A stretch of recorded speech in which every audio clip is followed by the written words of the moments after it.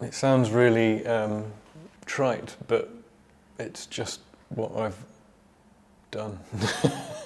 Right from being a kid, me and my brother would draw lots and make all sorts of weird things out of Lego and build things, and I just followed that through.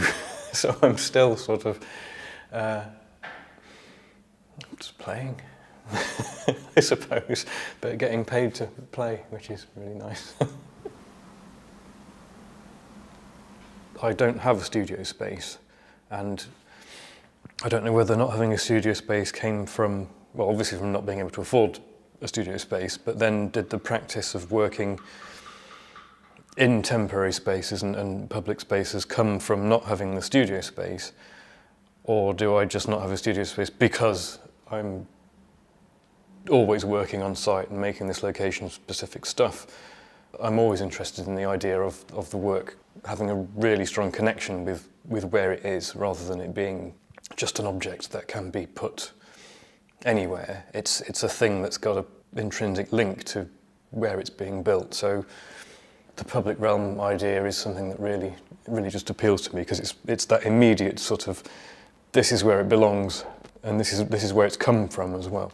I like it when people say, right, you're going to do something here, and you're going to work in that space, or this location, and then I have to think about, how am I going to work with that? Because this is unlike anything I've ever done before. So therefore, the work that comes out of that, hopefully, is different to the stuff I've done before. It's completely different to how I normally work. I don't normally sort of come and sit somewhere and contemplate things and try to just make work in front of me for some reason. So I'm trying to work through what that might be for me, and it's nice to have that freedom of, I don't have to have the shiny polished thing at the end of it all. It could just be a stack of mistakes and errors and experiments and just trying things out without any sort of pressure of, we need a thing at the end.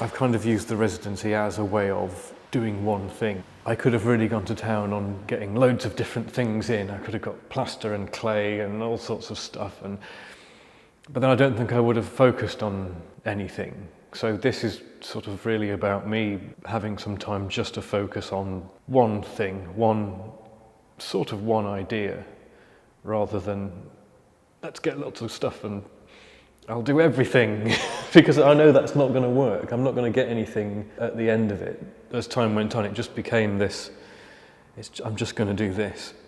And I think that's what this now is. It's just me doing this one thing over and over and over again to see what happens. Yeah, they're neither abstract nor representational, but they kind of are abstract, obviously, because they're not literal representations of things, but they're also not really abstracted from real things. They're more just from my head.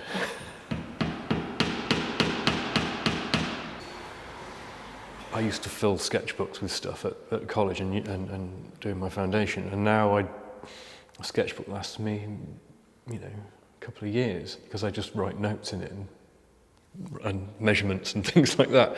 And I'd like to get back to doing, just churning stuff out, because you generate more ideas the more you keep doing it, and I'd like to carry that on. I hope I can.